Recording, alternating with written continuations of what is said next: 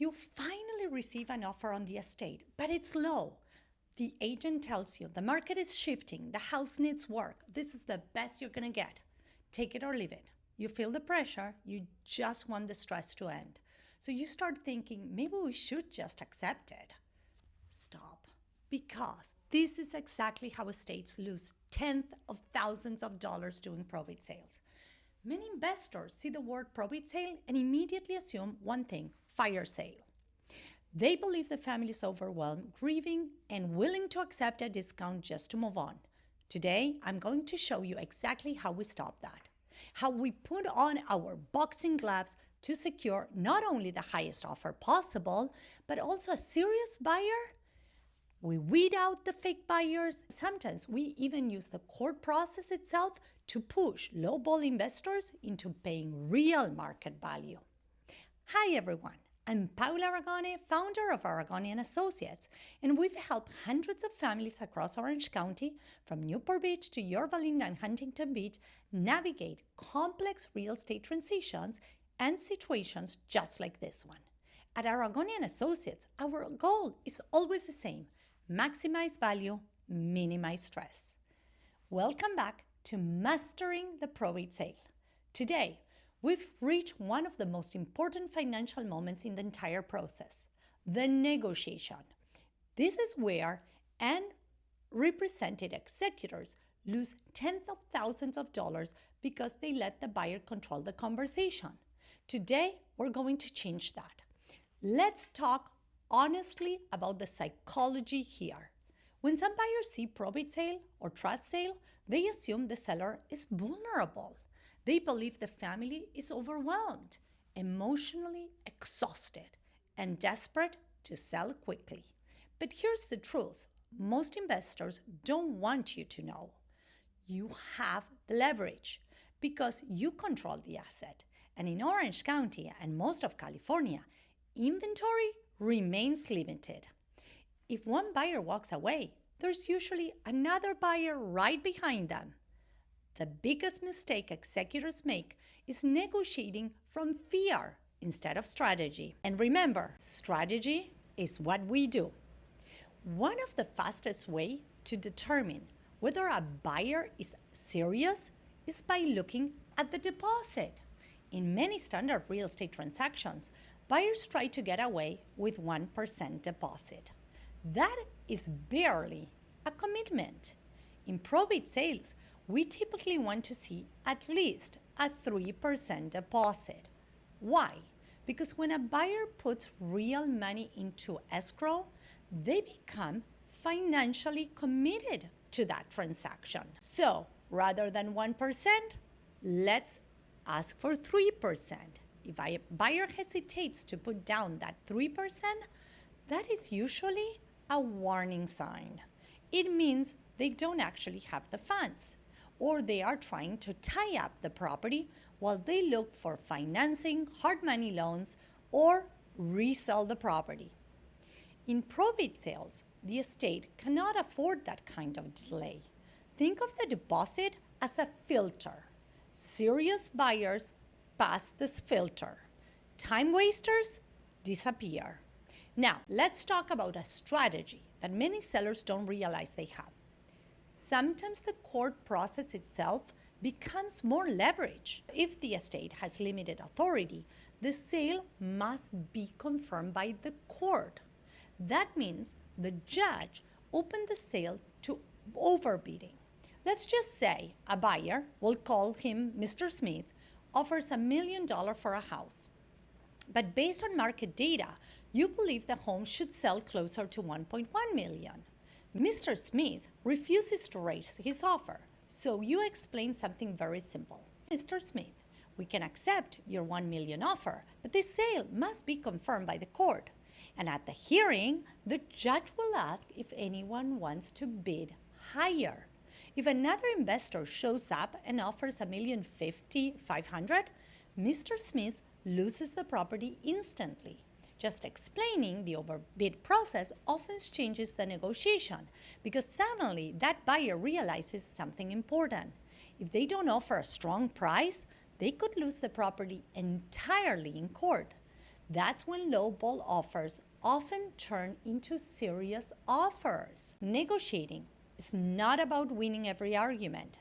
Sometimes the goal is simply closing the deal. There's a concept litigators call the price of peace. Let me show you two real examples from probate sales we handled. We represented an estate in Garden Grove on Passetia Street. The home was prepared for the market and priced strategically. Within the first week, we received multiple offers. One buyer submitted a strong offer over asking price. House looked great, all staged, ready to go. During inspections, they discovered there was a roof leak and requested a small credit for repairs. We could have fought that, but the request was reasonable, and the buyer was already paying over asking price. Sellers were not happy that they had to credit, but we explained to them the benefits of agreeing to that small credit. So the estate agreed to the credit. Escrow moved forward smoothly. The property closed quickly at an excellent price, and then the beneficiaries received their funds without delays or complications. They turned out to be really happy because they realized holding the property for a small credit was not in their best interest. That's the price of peace. Sometimes a small concession protects the much bigger goal, getting the deal closed successfully without more overhead. Now, let me show you the opposite situation. Another probate property that we represented was in Santana on Experience Street. The home generated 19 offers. We accepted one that was over asking price. Everything looked great, but once escrow opened, the buyer's agent suddenly sent a request. They wanted a $30,000 price reduction so their numbers would work. There was no inspection issue, no structural problem, just a demand for a discount. That's what we call retrading. So we canceled escrow and we put the property back on the market. Within days, we secured another buyer. The property ultimately closed for more than $60,000 over the list price and appraised price. The beneficiaries were thrilled, and the estate avoided giving away $30,000 for absolutely no reason. This is also why the contract structure matters, so that in probate sales, we write the as-is. Most properties on probate should have the as-is clause. That means the estate is not agreeing to making any repairs from the get-go. The buyer has the right to inspect the property, but the estate is not obligated to fix every issue that the inspection covers. This protection is typically reinforced through probate advisory disclosures, and as-is language in the contract must be put. These documents make it clear the property is being sold in its as-is current condition. Remember, you're not just negotiating with the buyer, you're also managing expectations with the beneficiaries. Many heirs are watching Zillow, and sometimes those estimates are widely inaccurate. A beneficiary may believe the house is worth $5 million when the real market value is closer to $4 million. Before accepting an offer, it's often wise to share the comparable sales and market data. Explain exactly how the price was determined, because as executor or administrator, you have a fiduciary duty to obtain fair market value for the estate.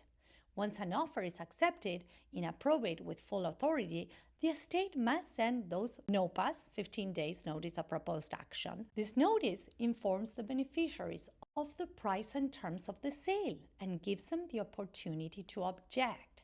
That's why documenting the pricing strategy and comparable sales is so important. It protects the executor and it helps prevent disputes. Here's your action plan for your negotiation week. First, review any incoming offers. Is the deposit at least 3%? If not, counter. Second, confirm the contract includes proper as-is probate disclosure to protect the estate. Third, communicate the offer price and strategy to the beneficiaries when possible, so there's no surprises later. Next week, we move into one of the most misunderstood part of the probate sale, the legal sale. We'll break down the 15-day notice of proposed action, the 90% probate referee rule, and why transparency is your strongest protection when selling estate property. I'm Paula Aragone. Our goal is always to maximize value and minimize stress. Because when it comes to probate real estate, strategy is what we do. If you found this helpful, don't forget to like and subscribe. We're bringing you content every week that you do not want to miss. I'll see you next week.